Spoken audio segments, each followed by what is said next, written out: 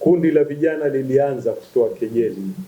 na kufanya mabishano, na kabla ya hali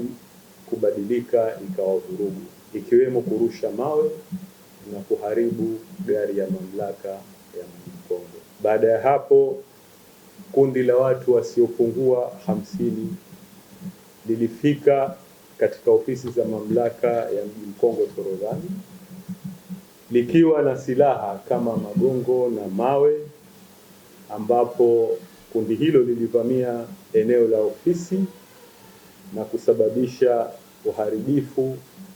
na wizi wa mali za serikali, pamoja na kupora na kuharibu baadhi ya vyombo vya moto zikiwemo pikipiki na bajaji zilizokuwa zimehifadhiwa katika eneo hilo. Mamlaka itaendelea kushirikiana na vyombo vya dola kuwabaini na kuwachukulia hatua wahusika wote waliohusika katika uvamizi, wizi na uharibifu wa mali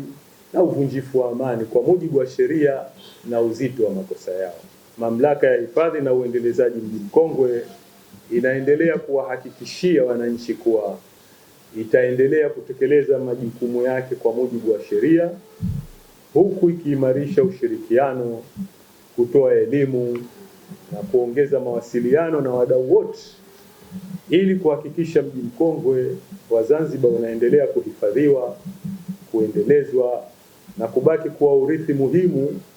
wa Zanzibar na dunia.